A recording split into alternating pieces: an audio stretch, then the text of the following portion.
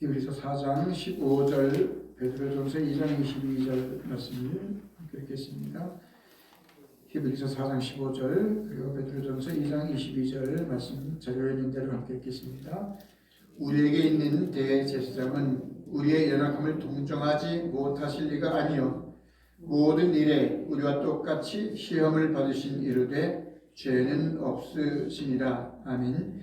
그는 죄를 범하지 아니하시고 그 입에 거짓도 없으시며. 아멘. 자, 어제는 하나님께서 우리 사람이 되어 이 땅에 오신 성육 신의 신비에 대해서 함께 살폈습니다.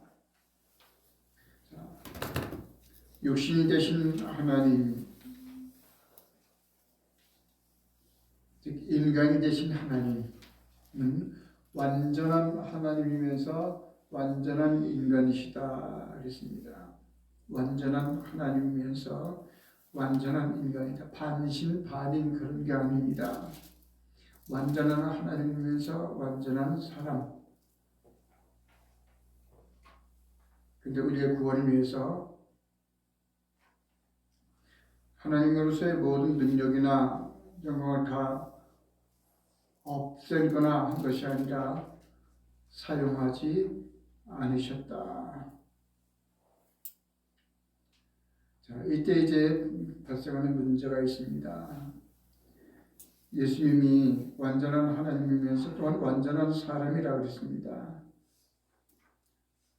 자, 가장 쉽게 말하면 우리가 똑같은 인간이 되셨다라고 하는 것인데, 그렇다면 말하 이제 문제가 생기죠. 아니, 의심할 수 있습니다.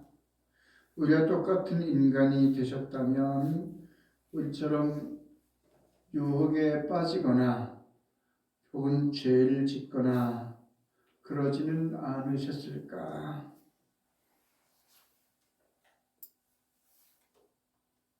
예, 그런 생각을 갖게 되는 것은 사실 지극히 자연스러운 일입니다. 우리가 똑같은 사람이라면, 그래서 슬픔도 아픔도 고통도 두려움도 다 주께서 느끼셨다. 또한 우리 인간의 생사화복을 다 겪으셨다. 그렇다면 또 다른 어떤 욕구나 본능도 주님께 있지 않았을까? 특히 저 어린아이들이나 중고등 학생들이 그런 질문을 많이 하게 됩니다. 그런 질문을 하게 되는 건 자연스러운 일이지만 그걸 이용해서 또 다른 교리를 만들어내는 사람들이 있습니다. 예, 바로 이단들이죠. 자, 아무튼 우리 최대의 관심사는 우리가 똑같은 인간이라면 주님도 혹시 죄를 짓지 않으셨을까? 그럼 만약에 주님께서 우리와 같이 죄를 지으셨다면 더 이상 예수님은 우리의 구원자가 되실 수 없습니다. 자, 예수님이 사실 어제 잠깐 말씀을 드렸죠. 자기 죄 때문에 벌을 받아야 하는 사람은 다른 사람의 죄를 대신할 수 없습니다. 자기 죄에 대한 벌을 받는 것뿐이죠. 결코 남의 죄를 대신할 수 없습니다. 그래서 오늘 읽은 말씀이 분명하게 우리에게 알려줍니다. 예수님 우리가 똑같은 성정을 가지셨지만, 즉 우리가 똑같은 사람이셨지만 그럼에도 불구하고 죄는 없으신 분이다. 자, 함께 읽어보겠습니다. 1번 예수님은 우리와 똑같은 성정을 가지셨지만 동시에 죄는 없으신 분이다. 그래서 우리 죄를 대신할 수 있었습니다. 자, 히브리서 4장 15절 말씀은 먼저 우리 이런 걸 생각하게 합니다. 예수님은 저 멀리 어딘가에 계신 분이 아니다. 우리 곁에 오셔서 우리와 함께 거하시고 동행하시는 분이다. 그래서 어저께 거하시고 거처를 삼으시고 라는 말에 대해서 우리가 살피지 않았습니까? 무슨 장막을 치고 요즘으로 하면 우리 동네에 집을 짓고 우리와 함께 사시는 분. 사장 11서 4장 15절 말씀이 그것을 우리에게 분명하게 말해줍니다. 모든 일에 우리와 똑같이 시험을 받으신 분이다. 저 우주 어디에선가 우리를 이렇게 팔짱 끼고 지켜보시기만 하신다면 시험을 받으실 리가 없죠. 우리가 받는 시험을 똑같이 받으셨다는 얘기는 곧 우리와 함께 거하신다. 우리와 함께 사셨다라는 것을 증언하는 말씀입니다. 자, 이 사장 15절 말씀을 다시 함께 읽겠습니다. 모든 일에 우리와 똑같이 시험을 받으신 이르되 죄는 없으시니라. 이 짧은 한마디 말씀 속에 담긴 의미를 세 가지로 나누어 보겠습니다. 첫째, 피상적인 흉내가 아닌 처절한 실제적인 시험이었습니다. 사실은 하나님이 인간이 되신다라고 하는 것을 쉽게 받아들이는 그것도 좀 희한한 사람이죠. 만약에 그런 사람이 있다면 어떤 이단들이 혹은 사이비가 와서 이건 원래 이런 거야 하면 금방 그렇구나 하고 쫓아갈 사람들입니다. 사실은 쉽게 이해할 수 없는 게 정상입니다.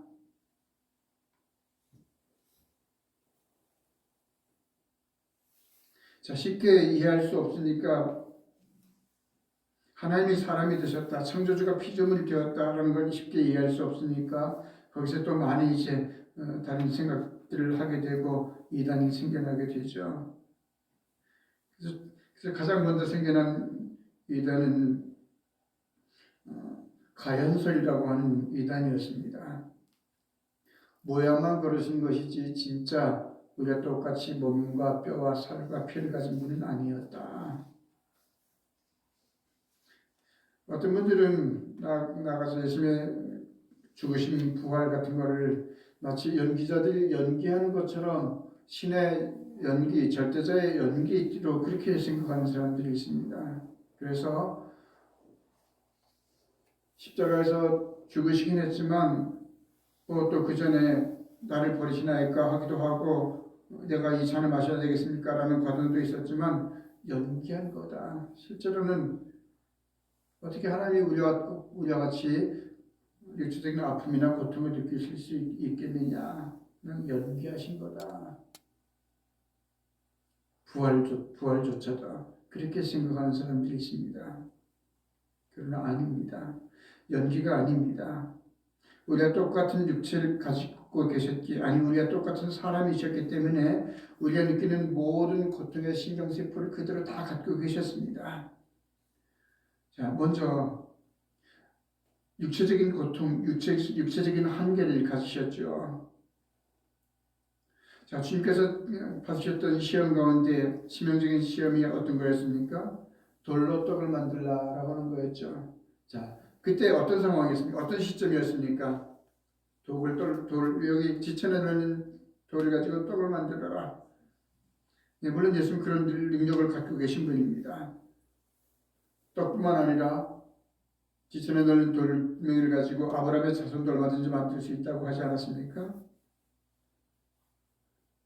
자, 근데 이 유혹의 시점이 언제였습니까? 주님께서 40일, 어떤 양반은 3일 굶고도 죽을 것만 같다고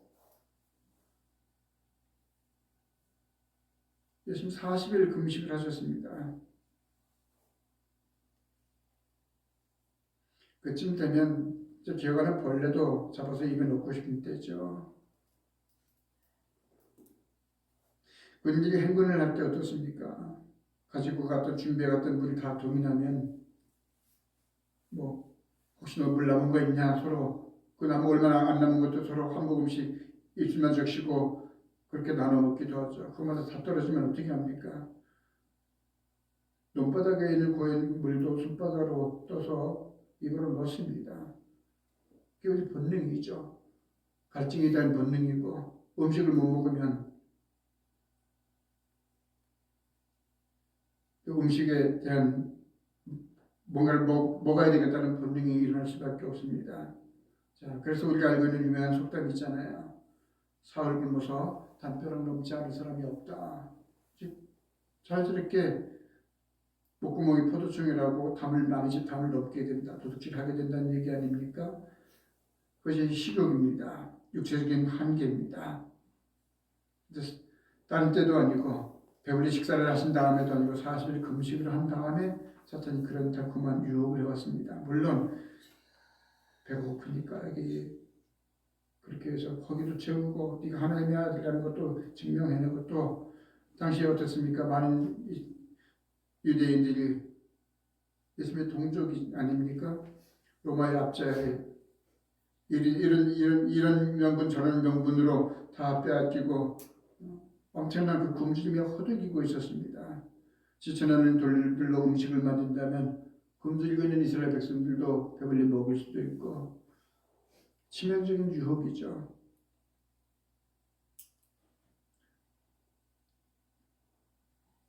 또 정서적인 고통을 갖고 계셨습니다.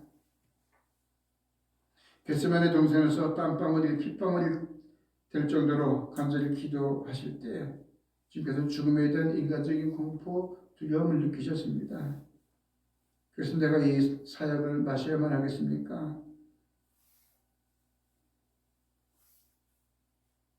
우리 사람이 각각 겪고 있는 그 모든 공포, 두려움을 온몸으로 모든 신경세포를 통해서 겪으셨습니다. 십자가에 달려서도 마찬가지죠. 그런가 하면 사회적인 유혹도 받으셨습니다. 자, 이렇게만 하면, 여기서 뛰어내리기만 하면, 이 모든 나와 나한테 절을 하기만 하면 이 모든 나를 너에게 주겠다. 사람이라면 누구나 가진 남들을 위해 서고 싶은 욕망, 온 세상을 손에 쥐고 싶은 욕망, 명예의 욕구, 가장 본능적인, 가장 아픈 곳에서 건드리는 유혹입니다. 예수님이 이런 유혹의 무게를 적당히 덜어내고 겪으신 게 아니라 우리 사람이 겪을 수 있는, 말하자면 유혹의 끝판왕을 다 겪으셨는데 정면으로 다 통과하시고 물리치셨습니다. 유혹을 다 받으셨지만 넘어가지 않으셨습니다. 자, 그렇다면 그래도 하나님의 아들인데 하나님께서 그 적당히 예수님께서 받으시는 유혹을 넘어가지 않도록 적당히 유혹의 정도를 조절하지 않으셨을까? 아닙니다. 우리 사람이 겪을 수 있는 최고의 끝판왕, 우리가 겪는 것보다 훨씬 그 몇 배 이상의 유혹을 겪으셨습니다. 말하자면 우리가 대학 입학 시험이 끝난 다음에 꼭 나오는 얘기가 있잖아요. 문제의 난이도가 쉬웠다, 중간 정도였다, 너무 어려웠다. 이런 거는 박사과정 있는 사람들도 맞추기 어려운 문제인데 이걸 고등학생들한테 시험 문제로 내는 게 어려운 일이냐, 별 얘기가 다 나오잖아요. 자, 그 난이도, 예수님께서 받으셔야 했던 시험의 난이도는 최하도 아니고 중간도 아니고 최상이었습니다. 가장 어려운 시험이었습니다. 그래서 기독교 변증가 루이스 박사는 이런 얘기를 했습니다. 유혹의 힘은 굴복한 자가 아니라, 유혹에 굴복한 사람이 아니라 끝까지 정한 사람만이 한다. 한번 읽어보겠습니다. 유혹의 힘은 굴복한 자가 아니라 끝까지 저항한 자만이 안다. 이게 무슨 얘기일까요?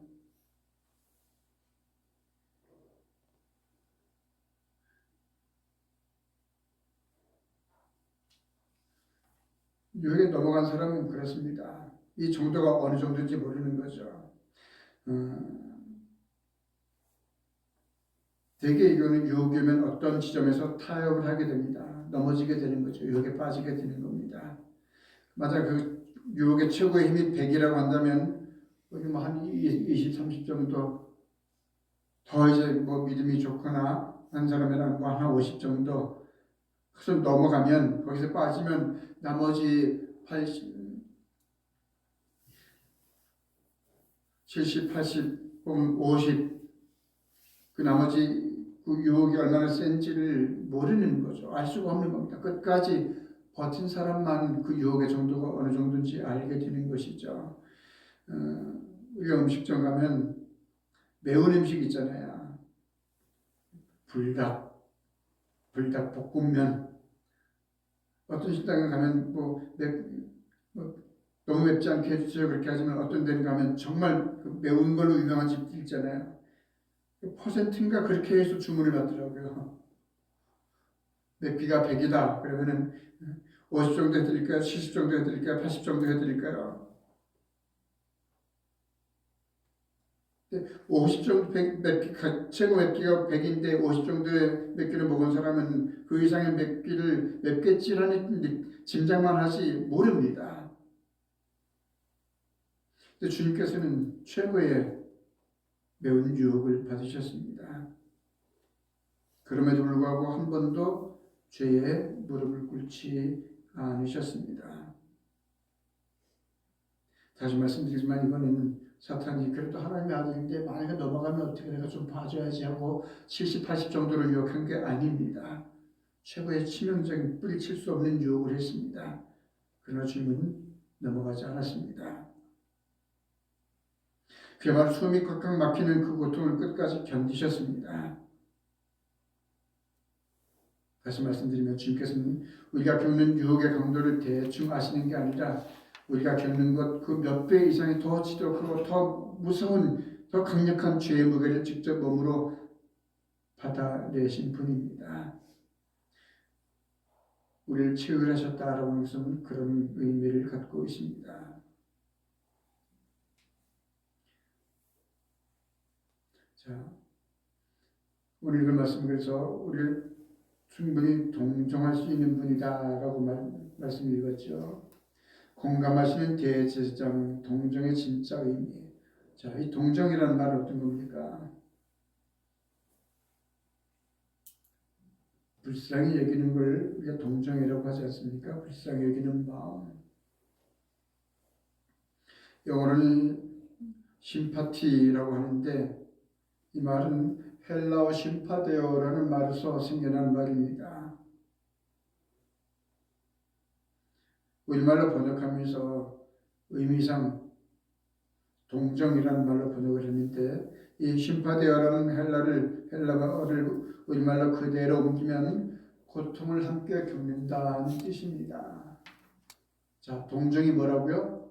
고통을 함께 겪는 겁니다.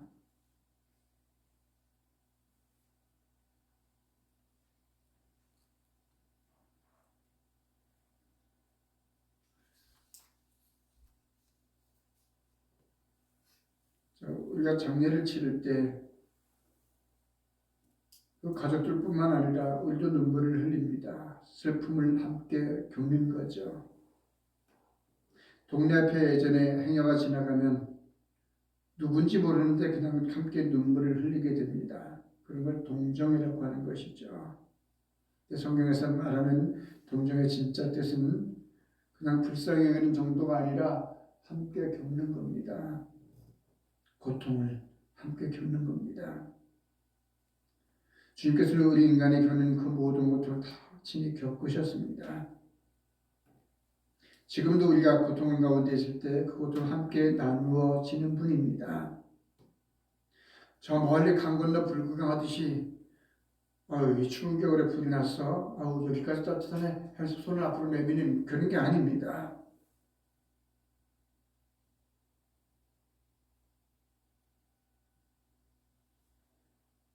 남이라면 뭐 그럴 수도 있겠죠. 예전에 제가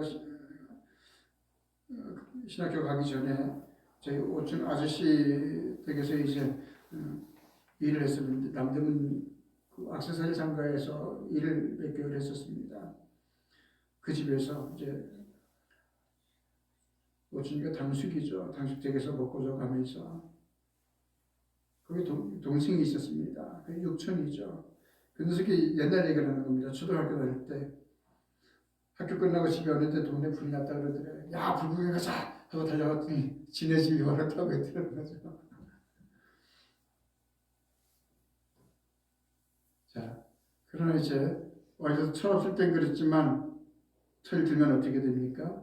남의 집에 불이 나도 자기 집에 불이 났던 경험이 있기 때문에 그런 경험이 없는 사람보다 훨씬 더 잘 이해하고 동정할 수 있습니다.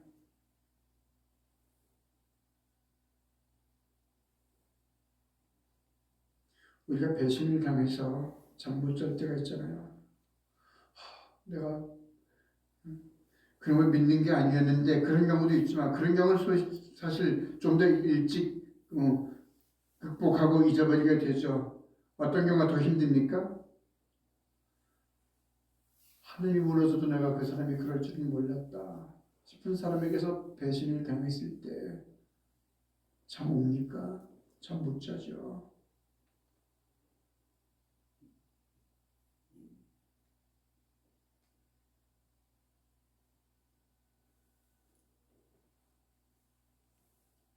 그때 주님은 가룟 유대에게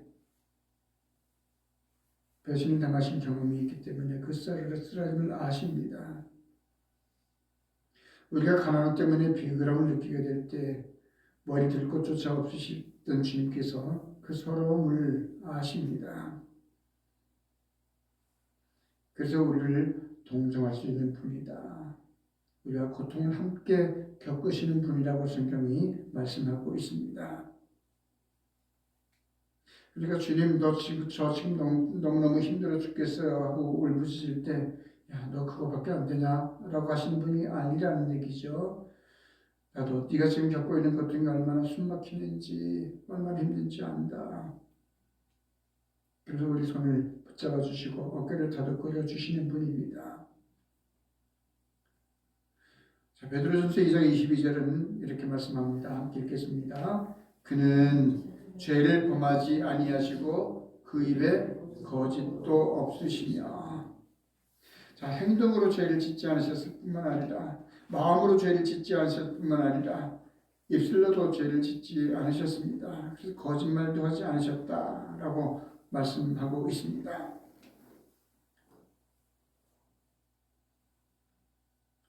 여러분, 우리가 그렇잖아요. 행동으로 짓는 죄보다 더 많이 짓는 죄가 입술로 짓는 죄 아닙니까?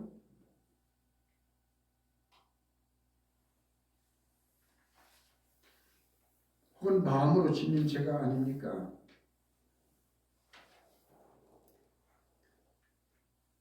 그러나 예수님께서는 가장 고통스러운 십자가의 길을 가시면서도 당신을 조롱하는 사람들을 저주하지 않으셨습니다. 주님의 내면이나 외면이나 온전히 그야말로 일치된 거룩 그 자체였습니다. 자, 이와 같이 예수님께서는 마음으로도 입술로도 행동으로도 죄를 짓지 않으셨습니다. 자, 만약에 예수님이 죄를 지으셨다면 결코 우리의 대속자가 될 수 없다라는 것을 어제도 말씀드렸고 서두에도 살폈습니다. 자, 왜입니까? 예수님이 십자가에 달려 죽으신 것은 우리의 그 화목 제물, 구약 시대의 대속 제물인 어린 양과 같이 되신 거죠. 자, 근데 제물의 자격, 제물의 조건은 어떤 거 있죠? 어떤 경우에도 막론하고, 자, 짐승은 사실은 우리는 양을 생각하지만 염소도 양이 없을 때는 염소도 대속제물로 바쳤습니다. 근데 그거 이제 구약성경 제대로 안 읽는 분들이 염소는 모티를 받는 성질이 있어서 아니고 뭐 엉뚱한 얘기하지만 성경은 그렇게 얘기하지 않습니다. 심지어는 가난한 사람은 비둘기로도 바칠 수가 있었습니다. 속죄제물도. 자, 근데 그러니까 짐승이 어떤 짐승이냐보다 더 중요한 게 뭐였습니까? 흠이 없어야 된다. 흠 없는 제물이어야 제물로 하나님께 바칠 수 있었습니다. 예수님께서 오셨을 때 예수님께서 성전에 가셨다가 분노하시고 상을 뒤엎고 하셨던 이유가 뭘까요? 바로 이 흠 없는 제물이어야 한다는 조항과 관련이 있습니다. 누군가 심사를 해야 되잖아요. 제물을. 백성들이 1년 동안 지은 죄를 2월절에 또 다른 절기라 할지라도 용서해 주십시오, 씻어 주십시오 하고 제물을 가지고 와서 바치는 건데 흠이 있는지 없는지 누군가 심사를 해야 되지 않겠습니까? 제사장들이 그거 했죠. 근데 짐승 파는 사람들하고 뇌물을 받아 못 챙기고 멀쩡한 것도 아무리 봐도 이거 다리 한쪽이 좀 짧은 것 같아. 그럼 바꿔야 되는 거예요. 다른 제사장을 가져와야 되는 겁니다. 급하잖아요. 어디 가서 삽니까? 저 지방에서 올라온 사람들이 혹시 어느 목장으로 가야 되겠습니까? 혹시 좀 깨끗하고 제대로 하나님께서 기뻐하실 만한 짐승을 파는 사람이 누구 있는지 혹시 아시면 좀 가르쳐 주세요. 그럴 때 내가 마침 항상 괜찮은 사람 알고 있다고. 네, 그런 식으로 청탁이 이루어지고 부정한 거래가 오갔던 겁니다. 재물을 두고 왜? 흠없는 재물이어야 했기 때문에. 예수님께서 십자가에서 우리 죄를 대신하는 제물이 될 수 있었던 중요한 그 기준 가운데 하나는 주님께서 무죄하신 분이기 때문이었습니다. 그래서 오늘 우리 읽은 말씀들이 주님의 무죄함을 말씀하고 있습니다. 주님께서는 온전히 순종하심으로써 또한 죄가 없으심을 나타내 보이셨습니다. 자, 나누어진 자리에 수동적 순종과 능동적 순종 그렇게 말을 하는데, 자, 수동적 순종이라고 하는 것은 뭘까요? 십자가 달리신 것을 달려 죽으신 것을 가리키는 말입니다. 그것은 처음부터 예수님의 뜻은 아니었잖아요. 누가 그렇게 하라고 한 겁니까? 성부께서 아버지께서 맡기신 일이었습니다. 순종하셨습니다. 그래서 그건 수동적인 순종이죠. 그 능동적인, 즉 자발적인 차원에서 하는 순종은 뭘까요? 평생 율법의 요구를 지키셨습니다. 그래서 의로움을 획득하셨습니다.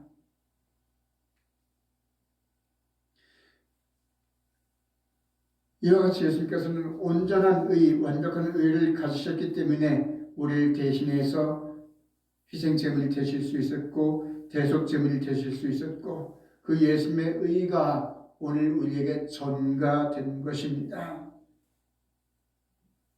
여러분, 이 전가라고 하는 것은 굉장히 중요한 것이죠. 아담은 자기 죄의 책임을 하와에게 전가했고 하와는 자기 죄의 책임을 뱀에게 전가했습니다. 떠넘긴 것이죠. 전파한 것이죠. 그러나 예수님은 당신의 의로움을 우리에게 전가해 주셨습니다. 당신의 의로움을 우리에게 나누어 주셨습니다. 우리가 예수님을 믿어 의롭다고 인정받는다는 것은 바로 그런 겁니다. 우리가 진짜 의로운 건 아닌데 여전히 여기저기 때가 묻어 있지만 깨끗하다고 인정해 주시는 겁니다. 흠이 없다고 거룩하신 하나님을 찬양하고 하나님의 이름을 부르고 예배할 수 있는 자격이 있다고 하나님께서 그렇게 인정해 주시는 겁니다. 그래서 칭의라고 이제 로마서에서 말하는 것이죠. 칭의. 칭의는 완벽하게 의롭다는 말이 아닙니다. 의롭다고 인정해 준다는 그런 뜻입니다. 우리가 결코 오해하지 말아야 합니다. 그래서 은총인 것이죠. 우리는 의롭지 않은데 의롭다고 봐주시는 게 은총입니다. 그것이 구원입니다. 그것이 하나님의 사랑입니다. 자, 주님께서 치명적인 유혹을 물리칠 수 있었던 이유, 죄를 짓지 않을 수 있었던 비결 무엇입니까? 두 가지를 생각해 볼 수 있습니다. 하나는 기록되었을 때, 즉 기록된 하나님의 말씀으로 유혹을 물리치셨습니다. 기록된 하나님의 말씀으로. 또 하나는 습관을 쫓아 기도하심으로써 필요할 때 하나님의 말씀을 떠올릴 수 있었고 물리칠 사단의 유혹을 이겨낼 수 있었습니다. 자, 기도는 하나님과의 교제라고 그랬습니다. 재밌는 얘기 있잖아요. 진짜 하루도 못 보면 죽고 못 사는 연인이 있었습니다. 남자가 먼 나라로 돈을 벌러 갔습니다. 매주마다, 아니 이삭이 멀다 하고 편지를 써서 보냅니다.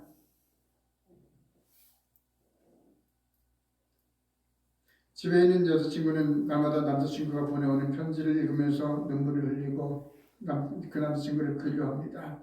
몇 년 지났습니다. 이 여자친구가 결혼을 했습니다. 누구하고 결혼했습니까? 네, 우체부. 그게 교제의 중요성입니다. 우리가 예수를 믿는다고 하면서 누구 앞에서 가장 많은 시간을 보내는가? 누구와 교제하는가? 누구와 대화하는가? 누구와 사귀는가? 누구와 많은 시간을 보내는가? 그것이 그래서 중요합니다.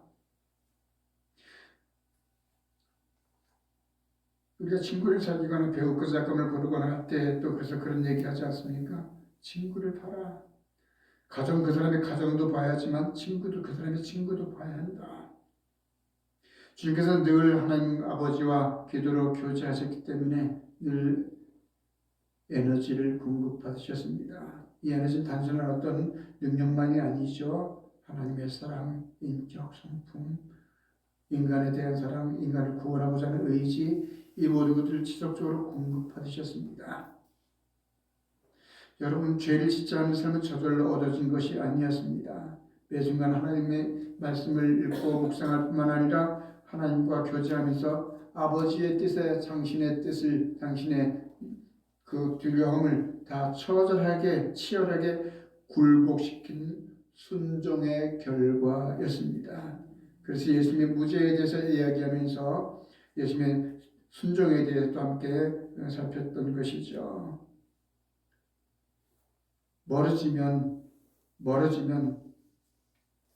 눈에서 멀어지고 거리가 멀어지면 진짜로 멀어질 가능성이 커질 수밖에 없습니다. 왜? 우리 인간은 그만큼 한계를 가졌기 때문이죠. 그래서 우리가 날마다 승리하는 삶을 살기 위해서는 또 예수님처럼 완벽하게 우리가 죄를 짓지는 않을 수 없겠지만 주님을 닮아서 가능한 죄 짓지 않은 삶을 살기 위해서는 주님께서 하셨던 것처럼 부지런히 끊임없이 주님의 말씀을 읽고 묵상하며 또 하나님과 기도하는 기도의 생활을 지속적으로 이어가야 할 것입니다. 자, 결론과 적용 함께 읽겠습니다. 담대히 은혜의 보좌로 나아가십시오. 자, 우리가 담대히 은혜의 보좌, 즉 하나님 앞에 담대히 나갈 수 있는 근거는 뭡니까? 주님께서 우리를 누구보다 잘 이해하시기 때문이라 그렇습니다. 그렇습니다. 온전히 이해해야 용서도 할 수 있고 다시 기회를 주기도 하는 거죠. 당신께서 다 겪으셨기 때문에 우리 온전히 이해할 수 있고 우리가 고통, 아픔을 함께 나누실 수 있습니다. 그 주님께서 우리를 도와주시니까 거룩한 소망을 우리는 계속 품을 수 있습니다. 아, 나는 어쩔 수 없어. 주님의 사랑을 의심하는 사람은 그렇게 생각할 수 있죠.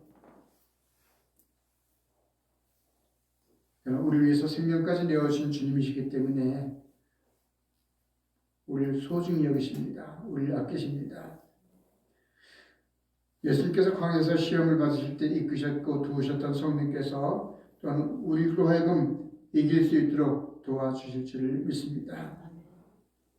완벽한 의를 기뻐하는 우리가 되어야 할 것입니다. 애초부터 사람이 다 거기서 거기지 뭐 그럼 포기가 아니라 절망이 아니라 예수님을 믿는 나는 적어도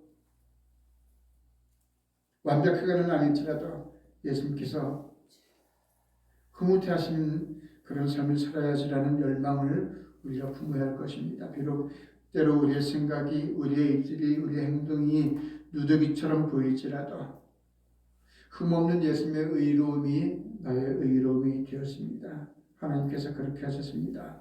이 은혜를 붙들고 오늘도 승리하는 저와 여러분이 되기를 원합니다. 기도하겠습니다.